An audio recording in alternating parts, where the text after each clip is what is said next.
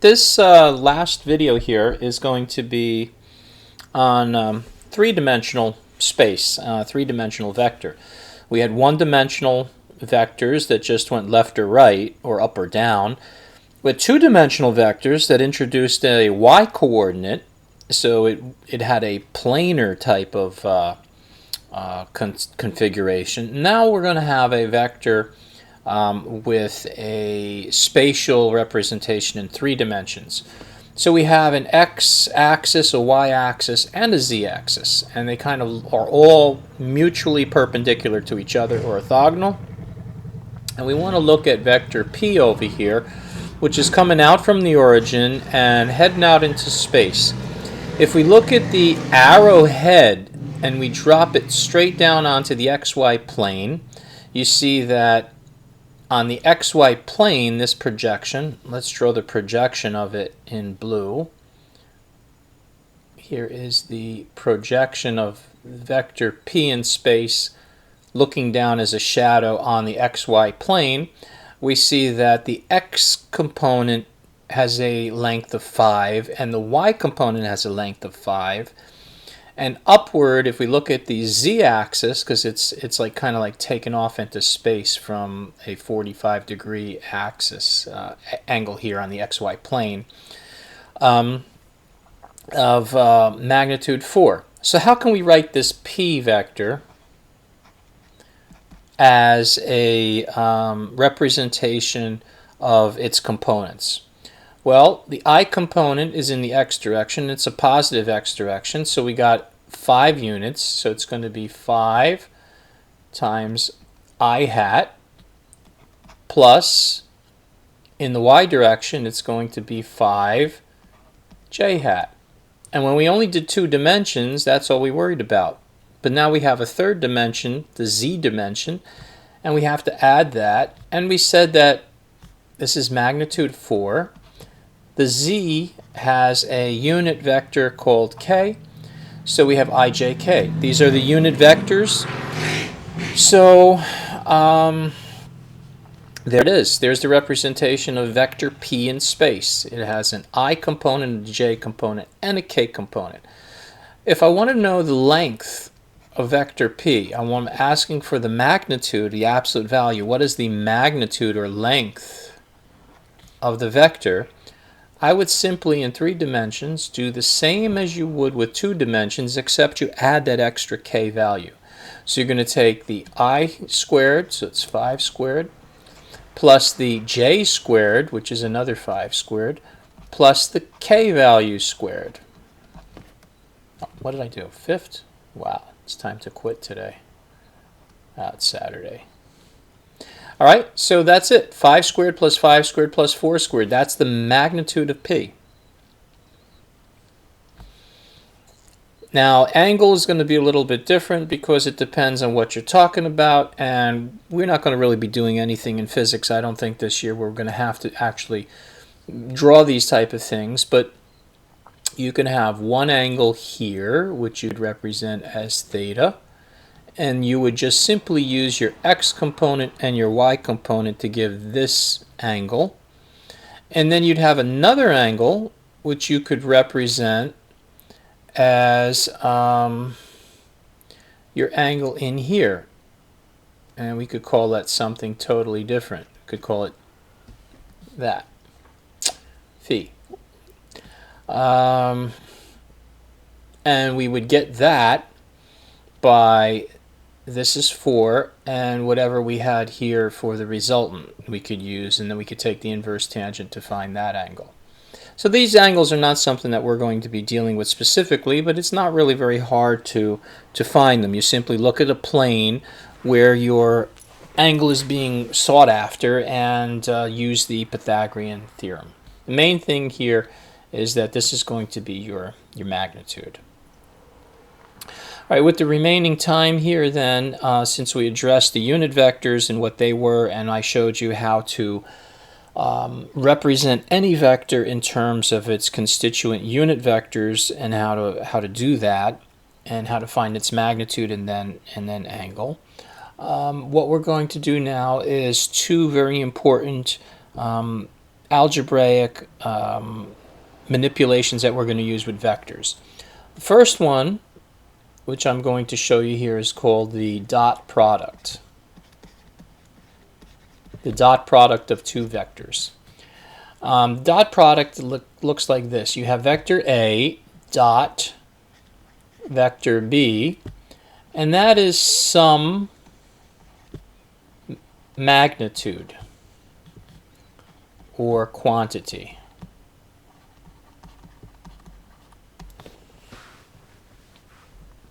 It's a scalar, in other words. The dot product is a scalar. It's just a number. Has no direction, just a number. What does it mean? What does the dot product mean mathematically? Well, if we have a vector A shown like this, and a vector B shown like this, then there's some angle in between the two vectors, isn't there? The dot product is defined as A magnitude multiplied by B magnitude multiplied by the cosine of the angle between the two. And this is A as a vector dot B as a vector. So you take two individual vectors. When we do the dot product, we take the magnitude of each vector and we multiply by the cosine of the angle in between the two vectors. And remember, for those of you who've had physics or accelerated physics work, we talked about when you had the force in this direction and the displacement d as a vector was in this position, and we had an angle here. And remember, I told you that the component of the force that's perpendicular to the displacement doesn't do any work. Only the component parallel to the displacement. So what you want to do is get this component of the force in here, which was F. If you look at this guy here, then this component here on the horizontal is F cos theta. And work is force times distance. So this component of force you use times distance.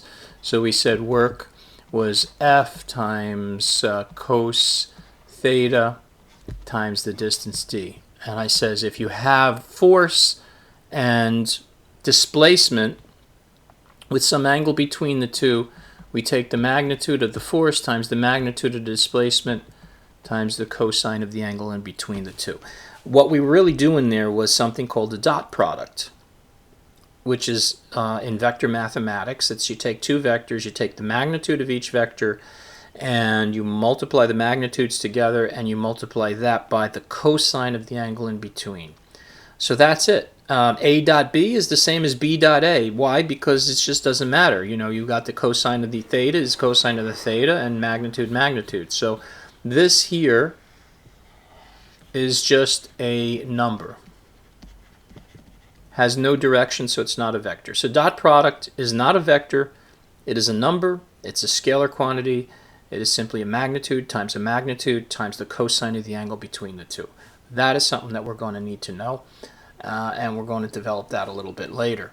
The other thing that I wanted to show you, and I hope I'm not going to run out of time here, I'm going to try and squeeze it in as best as I can, is something called the cross product. So we had the dot product, and now let's look at something called the cross product of two vectors. So let's say we have vector A, and we're going to cross it with vector B. The cross product of two vectors is going to be a vector, all right, whose direction is going to be perpendicular to the plane in which A and B are contained in. Let's look at this a different way.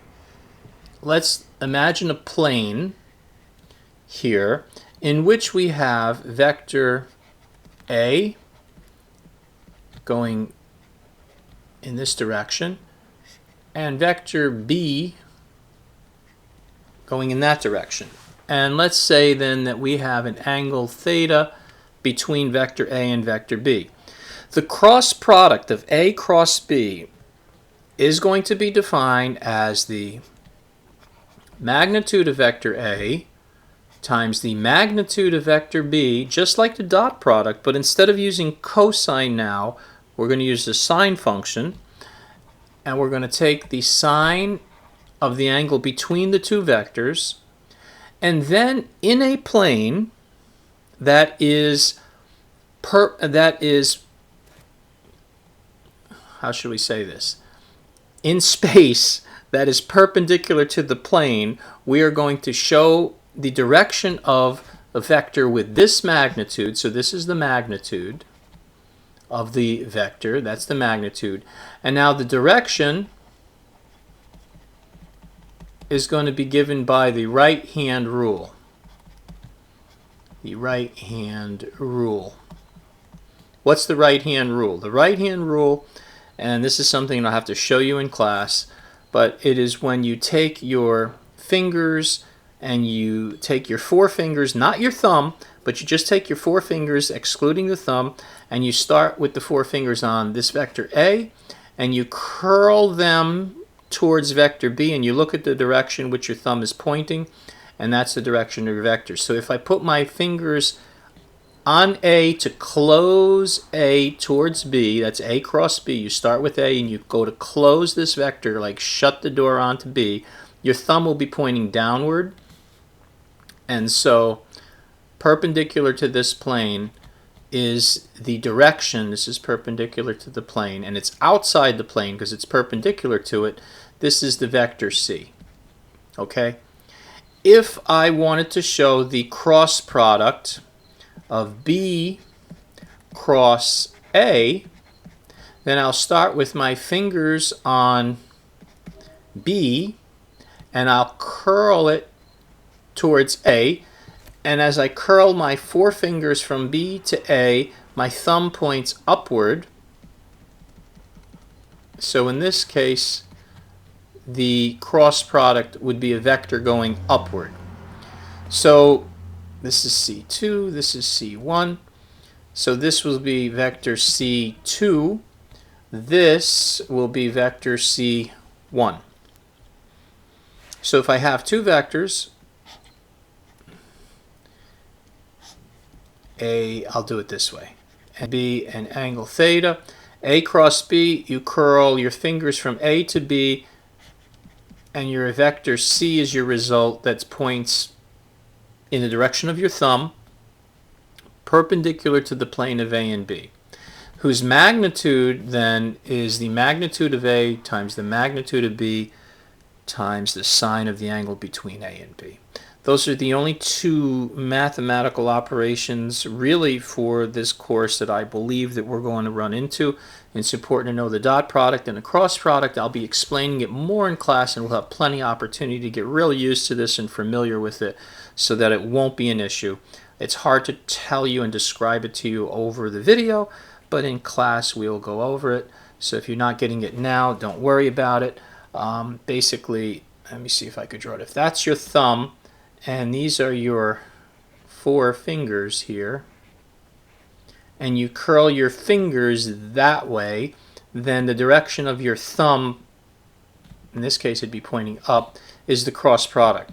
So if I had vector A going in this direction and vector B going in this direction, I take these four fingers here and I put them on vector A and I curl them, curl my fingers to show how I would close the door here from A to B, and I look at the direction of my thumb and I say, as I close the door with my fingers from A to B, my thumb over here, as I'm closing the door this way, is pointing upward.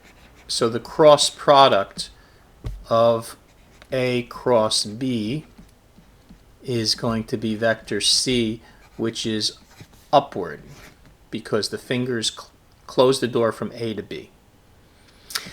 Alright, so I hope these series of videos helps you with vectors. That's about really all I'm going to go into, and I think we just practice it and we'll get the hang of it and we won't have any trouble for sure. So have a good day, and we'll see you in class.